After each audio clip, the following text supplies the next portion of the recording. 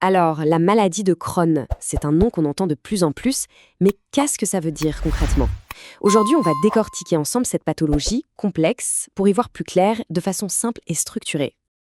Ok, alors voilà notre programme. On va d'abord définir ce qu'est la maladie de Crohn, ensuite on se penchera sur les causes, qui sont un peu un mystère, puis on verra les symptômes, comment on pose un diagnostic, et enfin, très important, comment on vit avec au quotidien. C'est parti. Première étape, donc, la définition. De quoi parle-t-on exactement quand on dit maladie de Crohn?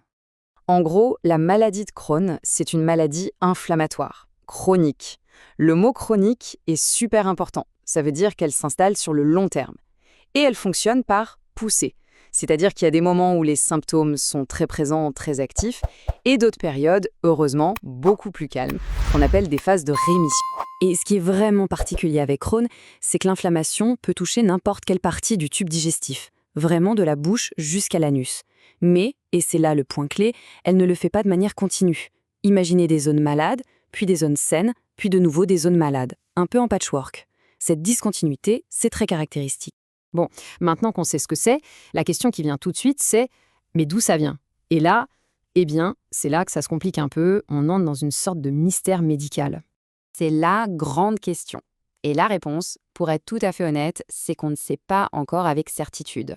Il n'y a pas un seul coupable, une cause unique et évidente. C'est bien plus complexe que ça. Par contre, même si on n'a pas la réponse finale, on a des pistes sérieuses.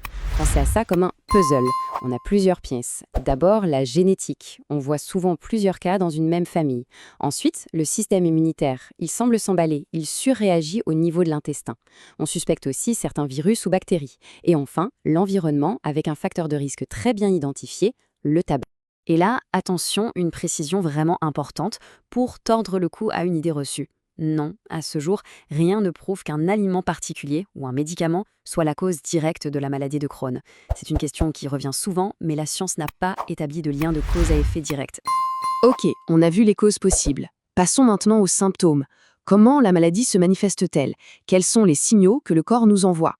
Ce qu'il faut bien comprendre, c'est que les symptômes sont très variés. Il y a les plus évidents, ceux liés à la digestion, diarrhée, grosse douleur au ventre. Mais ça ne s'arrête pas là. Il y a aussi des signes plus généraux, comme une fatigue intense, une perte de poids, de la fièvre.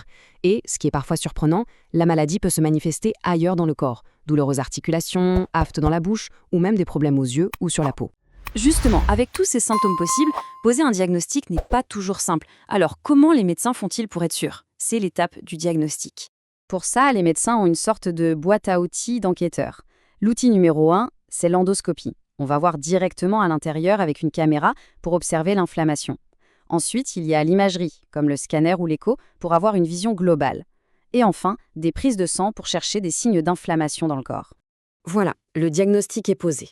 Et maintenant, il faut apprendre à vivre avec. C'est toute la partie sur la gestion de la maladie au quotidien, les traitements et les complications possibles. Pour gérer la maladie, on agit sur deux fronts. D'un côté, le médical pur et dur, des médicaments anti-inflammatoires pour calmer les crises, des immunosuppresseurs pour réguler le système immunitaire, et parfois il faut passer par la chirurgie. Mais l'autre front est tout aussi important, le mode de vie. Ça passe par un régime alimentaire adapté, surtout pendant les poussées, l'arrêt total du tabac, c'est non négociable, et bien sûr un soutien psychologique, parce que vivre avec une maladie chronique, c'est un marathon. Et pourquoi est-ce si important de bien gérer tout ça ? Parce que si on laisse l'inflammation faire son chemin, les complications peuvent être sérieuses. On parle d'occlusion intestinale, de perforation, d'hémorragie, mais aussi d'abcès, de fistules, et sur le très long terme, d'un risque de cancer un peu plus élevé. D'où l'intérêt de ne rien lâcher.